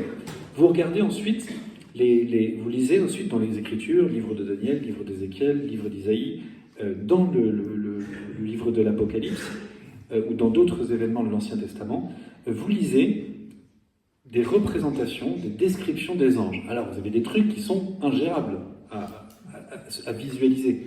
Ézéchiel, bon courage. Il y a des artistes qui se sont amusés à essayer de représenter les anges décrits par Ézéchiel, les séraphins. Vous avez une espèce de mutant impossible. Enfin, vraiment, non, n'allez pas chercher sur Internet, mais on trouve sur Internet ce genre de choses, ce genre de tentatives. Mais pourquoi ? Parce que le but de ces descriptions-là, ces visions, avec des descriptions d'ailes, d'êtres à plein de têtes, avec plein d'yeux, avec au milieu des yeux d'autres yeux, vous ne sentez plus, avec des ailes qui cachent les pieds. Ah bon, ils ont des pieds, mais en fait, il n'y a pas vraiment de pieds. On ne sait plus trop où on en est, ne sont pas destinés à nous offrir une description physique, puisqu'encore une fois, les anges n'ont pas de corps. Ça serait absurde. Donc, ces descriptions symboliques sont destinées à dire des choses que peut-être comprenaient mieux que nous ceux de cette époque-là. Hein, par exemple, le fait de dire qu'il y avait beaucoup d'yeux, c'est Dieu qui veille, Dieu qui regarde, Dieu qui surveille aussi peut-être un peu. Le fait de dire qu'ils ont des ailes, c'est pour dire leur rapidité à servir Dieu, à servir les hommes, etc. Mais nous, chrétiens, on a assumé cet héritage-là qui vient du judaïsme et qui vient aussi d'autres religions, et c'est pas grave du tout en sachant que ce ne sont pas à ça que ressemblent les anges. J'en veux pour preuve Tobie, Raphaël, qui apparaît à Tobie, qui se présente à Tobie pendant des semaines et des semaines. Qu'est-ce qu'il a fait ? Il a plié ses ailes en 8 et il les a mis dans son sac à dos ? Non. En fait, il a pris l'apparence qui était nécessaire à sa mission. Mais, et je rajoute, parce qu'il faut que j'aille jusqu'au bout, cependant, nous pouvons tout à fait assumer ces représentations-là comme étant des représentations qui nous aident déjà à les identifier, c'est même plus pratique, on voit tout de suite que c'est Saint Michel, voilà, il a une épée. Saint Michel ne se promène pas au ciel avec une épée. Mais imaginez bien qu'il n'y a pas un forgeron céleste qui lui a fabriqué une épée, voilà, tard la nuit. Non, c'est nous qui lui donnons cette épée pour signifier quelque chose. C'est nous qui mettons aux anges des ailes pour qu'on puisse immédiatement les identifier. Je termine avec une petite histoire qui est très très belle. Vous connaissez peut-être les apparitions de l'île Bouchard. Voilà. L'île Bouchard. À l'île Bouchard, les enfants, les 3 jeunes enfants là, qui ont vu la Vierge Marie à plusieurs reprises, notamment la plus grande d'entre elles qui s'appelait Jacqueline et qui est morte il y a quelques années, racontent donc, qu'ils ont vu la Vierge Marie, puis qu'à un moment est apparu à côté, c'est très très beau, comme ils le décrivent, un ange qui était là, qui était à genoux, qui tendait une rose à Marie et qui ne parlait pas. Ces 3 enfants âgés entre 5 et 8 ans, pour eux, ça n'a pas fait l'ombre d'un doute, c'était Saint Gabriel. Pourtant, Saint Gabriel, il n'avait pas un gros panneau ou une petite étiquette comme ça avec marqué Saint Gabriel pour que les enfants reconnaissent. Hein. Et si je me souviens bien du récit des apparitions, il faudrait que je leur lise, ça fait longtemps, mais il me semble qu'à aucun moment il n'ait dit aux enfants « Je suis Saint Gabriel » ou que la Vierge ait dit aux enfants « Lui là, c'est Saint Gabriel ». Les enfants ont tout de suite reconnu Saint Gabriel. Pourquoi ? Parce que Saint Gabriel a eu la bonté, et ça donne un exemple supplémentaire de la bienveillance des anges, Saint Gabriel a eu la bonté d'apparaître à ses enfants de telle manière qu'ils ne pouvaient pas avoir de doute sur son identité. À tel point qu'il y a une des enfants, Jacqueline, c'est très mignon, qui raconte qu'elle est émerveillée par la vision de cet ange. Elle était déjà émerveillée par Marie, par la beauté de Marie. Elle est émerveillée par la beauté de cet ange. Elle dit, on voyait même le vent qui faisait frémir les anges, les ailes de l'ange. Moi, je trouve ça magnifique de penser que Gabriel a eu la bonté de pousser le détail jusque-là, au point que les enfants aient pu admirer le vent qui faisait bouger les ailes, les plumes des ailes de Gabriel. Voilà. Donc en fait, l'ange, peut-être je réponds du coup définitivement à votre question, c'est la façon dont nous représentons les anges a peu d'importance, puisque nous savons très bien qu'ils ne ressemblent pas à nos représentations. Si je devais être un peu provocateur, je dirais, les anges en fait ils ressemblent à rien. Voilà. Pourquoi ne ressemblent-ils à rien? Parce qu'ils n'ont pas de corps, ils ne peuvent pas ressembler à quelque chose. Par contre, nous donnons le droit de les représenter avec toutes les images que nous voulons, quitte à être un petit peu dans l'excès, c'est pas très grave, tant que nous savons qu'ils ne ressemblent pas à ce à quoi nous les représentons. Voilà. Oui. Je voudrais poser une question. Pardon, il y avait une question qui... Oui. Est-ce que vous pouvez nous parler de la lumière des anges? La lumière des anges. Ça paraît comme de grande lumière à la naissance de Jésus. Alors, oui, d'accord. C'est vrai qu'à plusieurs reprises dans les Écritures, un des signes de la présence angélique, c'est celui de la lumière. Je vous ai parlé de la résurrection, vous venez de parler de la nativité. Il y a un autre épisode aussi, c'est la nuée au désert qui accompagne Moïse, qui est parfois une nuée lumineuse et d'autres fois une nuée ténébreuse. Lumineuse dans la nuit et ténébreuse dans le jour. Et à plusieurs reprises, il y a une sorte de... On ne sait pas trop si cette nuée, c'est pas un ange, parce qu'à plusieurs reprises, on dit que c'est l'ange du Seigneur qui précède son peuple. Je ne vais pas vous en dire plus, parce qu'il me semble que c'est encore une fois un signe qui nous est donné, mais qui ne dit pas autre chose que, de toute façon, Dieu est notre lumière. Mais après, je n'irai pas beaucoup plus loin dans l'interprétation de ces signes-là. Mais j'ai peut-être tort, il faudrait que je fouille. Oui. Oui, Allez-y. oui, tous les jours, je fais une belle prière, je la trouve belle, peut-être qu'elle n'est pas belle. Ça s'appelle Auguste Reine des cieux. Et à la fin, il y a une belle phrase, je vais la lire. Ô divine mère, envoyez les saints anges pour me défendre et repousser loin le cruel ennemi. Saints anges et archanges, défendez-nous, gardez-nous. Donc la Vierge Marie peut aussi nous aider à invoquer notre ange gardien. Oui, parce qu'elle est la reine des anges. Ça va être le dernier truc qui a dû finir de défriser le démon. C'est que par sa place dans le projet de salut de Dieu pour l'humanité, elle a pris un rôle de reine des anges. Parce que je vous ai dit tout à l'heure que les anges avaient été créés en vue du Christ.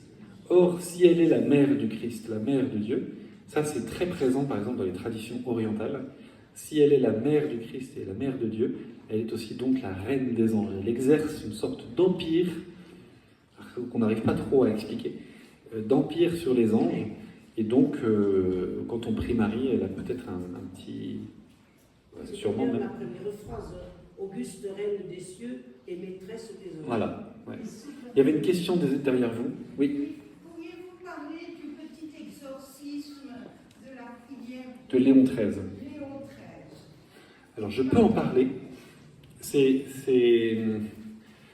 Léon XIII, donc, au cours d'une expérience mystique qu'il a vécue à la fin du XIXe siècle, qui déclare avoir reçu cette prière qu'on a postérieurement, nous, appelé le petit exorcisme. Lui-même ne lui a pas donné ce nom-là. Hein. On l'a appelé le petit exorcisme de Léon XIII, qui est une prière adressée à Saint-Michel, par laquelle on demande à Saint-Michel. Dans la tradition de l'Église, Saint-Michel, il a deux missions principales pour lesquelles il est invoqué. La première, c'est la prière pour les défunts. On prie Saint-Michel pour les défunts. Ça, on l'oublie, hein. Et c'est pour ça que, par exemple, dans un très beau sanctuaire qui s'appelle le sanctuaire de Montligeon, que certains ici connaissent bien, il y a beaucoup de représentations de Saint-Michel. Pourquoi? Parce que Saint-Michel, même pendant les 1000 premières années de l'histoire de l'Église, on priait plus Saint-Michel pour les défunts que pour le combat contre le démon. Pendant les 1000 premières années de l'Église, quand on priait dans un combat contre le démon, on priait Jésus en fait. C'était Jésus l'exorciste, si vous voulez. Et donc, Saint-Michel, on a insisté, c'était déjà présent dans les Écritures, on a insisté et mis en valeur sa dimension de combattant contre le démon seulement dans un deuxième temps. Ça ne veut pas dire que ce n'était pas présent dans les premiers siècles, mais on n'insistait pas beaucoup là-dessus. C'est pour ça que dans les églises romanes, je suis sûr qu'il y en a dans la région, quand il y a des représentations de Saint-Michel, c'est pas du tout en... Pardonnez-moi, je vais être un peu provocateur, mais c'est pas du tout en beau gosse bodybuildé avec une armure et une épée. C'est plutôt en jeune enfant, ou jeune homme, vêtu très simplement d'une tunique avec une croix à la main et une balance dans l'autre. La balance évoquant le jugement particulier. Vous regardez à Chartres, à Bourges, à Chartres, j'ai un doute, à Bourges, à Paray-le-Monial, à Paris, la représentation de Saint-Michel n'est pas du tout une représentation, militaire ou guerrière, mais plutôt de consolateur, justement. Donc je réponds à votre question. Saint Léon XIII, le Saint-Père, a reçu cette prière. Il l'a promu, il l'a publié en demandant à l'Église de prier la prière à Saint-Michel Archange pour que l'Église soit protégée des assauts du démon. Et alors l'Église, ça fait 2000 ans qu'elle est sous les assauts du démon. Jésus nous a prévenu dès le début, il était très clair là-dessus. Mais voilà, Saint Léon XIII a reçu cette prière et il a encouragé les chrétiens à la prier. Pendant longtemps, cette prière était priée, pas partout, mais dans beaucoup d'endroits, elle était priée à toutes les messes. Et alors je sais qu'il y a beaucoup de gens qui disent il faut que vous insistiez, il faut que vous disiez qu'il faut prier la prière à Saint-Michel à toutes les messes, il faut que tous les curés le fassent. Alors non, c'est pas comme ça que ça marche dans l'Église. Le Saint-Père, le pape François, il y a quelques mois, années peut-être maintenant, le pape François a rappelé l'existence de cette prière. Il a dit que c'était une très belle prière et qu'il fallait la dire. Et il a dit, ça serait bien, la façon du pape François, c'est-à-dire, quand il dit que ça serait bien, ça veut dire qu'il faut le faire. Ça serait bien que les prêtres reprennent cette prière et ils proposent, parce qu'en fait, il faut bien entendre, à nos messes le dimanche, ici à la paroisse, là par exemple, vous terminez la messe en priant la prière à Saint-Michel, il faut que vous demandiez ensuite aux gens de s'asseoir pour leur expliquer ce qu'ils viennent de faire. Parce que c'est quand même une prière très particulière. Moi, je la prie tous les jours. C'est une prière très particulière, mais c'est pas forcément opportun, dans une messe dominicale, de terminer la messe par cette prière-là. Parce que sinon, vraiment, encore une fois, il faut que vous disiez, allez, vous venez d'arriver, on va vous expliquer ce qu'on vient de faire, parce que c'est un peu bizarre. D'accord? C'est une prière qui est très forte. Donc le Saint-Père, qui est conscient de ça, a dit, ce serait bien, par exemple, que les prêtres proposent la prière de Saint-Michel à la fin de la messe en semaine, ou au début de la messe en semaine, je ne me rappelle plus comment il dit ça. Et je pense qu'il a raison. Parce qu'en fait, il ne faut pas prendre cette prière comme une sorte de recette magique, un petit peu abracadabra, parce qu'on va la prier tous les dimanches, c'est pas comme ça que ça marche. Mais par contre, que les chrétiens qui sont impliqués dans la foi, qui vont à la messe le plus souvent possible, etc., se disent, il y a un combat un petit peu à mener avec l'aide de Saint-Michel contre le mal qu'il y a dans le monde, très bien, allons-y. Donc moi, je suis très pour la prière à Saint-Michel, et j'encourage beaucoup à la prier, mais je pense que cette prière-là à Saint-Michel, c'est une prière qui demande vraiment une catéchèse, parce qu'elle est très belle. Pourquoi elle est belle? Parce qu'elle nous rappelle deux choses. Que le démon existe. J'ai encore un peu de temps, je prends 3 minutes. Quelques semaines après son élection au siège de Pierre, le pape François a fait une chose, c'est qu'il a consacré l'État du Vatican et toute l'Église à la protection de Saint-Michel. Quelques semaines après, c'était au mois d'avril ou mai, qu'il a fait ça. Et quelques semaines plus tard, il y a eu dans un journal d'une compagnie créée au XVIe siècle, il y a eu une interview d'un prêtre très connu qui dit un petit peu, moi quand j'ai lu l'article, je suis un peu tombé des nues, qui dit, voilà, de toute façon, on sait bien que le démon, il n'existe pas vraiment. Première nouvelle. Et alors il explique, non, parce qu'en fait le démon, c'est l'idée que nous nous faisons du mal. En fait, le démon n'est plus une personne, il n'est plus un être individuel. Le démon est, en gros, c'est moi qui fais exister le démon par le mal que je fais. Vous voyez un petit peu la logique?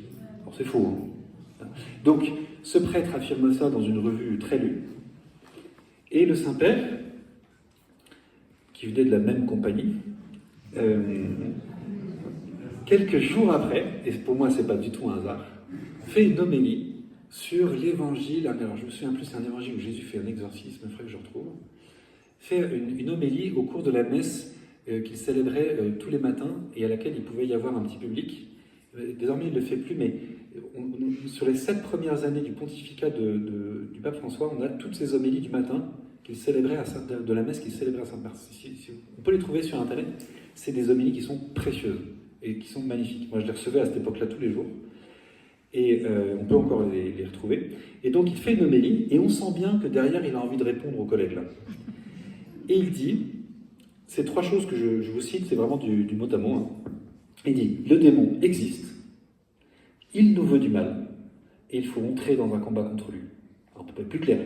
Alors, Donc, on n'a plus jamais entendu parler de l'autre article, mais le démon existe, c'est une personne, il nous veut du mal et nous devons entrer dans un combat contre lui. Donc, il répond point par point aux objections, aux élucubrations de son collègue. Et pour moi, c'est le deuxième intérêt de cette prière. C'est qu'elle nous rappelle, alors peut-être avec un vocabulaire propre au 19e et un petit peu parfois malaisant ou je ne sais quoi, mais elle nous rappelle quand même quelque chose qui est très important et qu'on a peut-être oublié, c'est qu'on avait des ennemis. Hein. Et on en a un en particulier qui résiste et qui veut absolument nous séparer de l'amour du Christ. Et ça, c'est une conviction aussi, c'est que si on a arrêté de nous parler des anges, c'est peut-être parce qu'on avait aussi arrêté de nous parler du démon. Parce que si tu n'as plus de démons, s'il n'y a plus d'ennemis, il n'y a plus besoin d'alliés. C'est logique, hein. À partir du moment où le démon est devenu une sorte de truc, oh là, il ne faut pas trop en parler parce qu'on ne sait pas trop comment en parler, du coup, il n'y a plus que de raison de parler des anges, il n'y a plus de raison de les prier. Donc en fait, je trouvais que cette parole forte du pape François, de dire le démon est une personne, il existe, il est une personne, il nous combat et il faut entrer en combat contre lui, il nous veut du mal, il faut entrer dans un combat contre lui. Je trouve cette parole-là, elle est la bienvenue, parce qu'elle nous permet de comprendre aussi un petit peu les enjeux. Le démon nous veut du mal, voilà. Mais nous ne sommes pas seuls. Peut-être qu'il faut que je termine là-dessus. Nous ne sommes pas seuls, parce que nous pouvons compter sur le soutien du Christ, bien sûr, et aussi le ministère des anges. La prière de Saint-Michel, vous pouvez la trouver n'importe où sur Internet. La prière à Saint-Michel de Léon XIII. Ouais. Et d'ailleurs, ce que je vous propose peut-être pour pouvoir conclure, c'est qu'on prie ensemble cette prière. Je vais la réciter. Je vous invite à vous mettre debout, puis on va terminer par cette prière ensemble.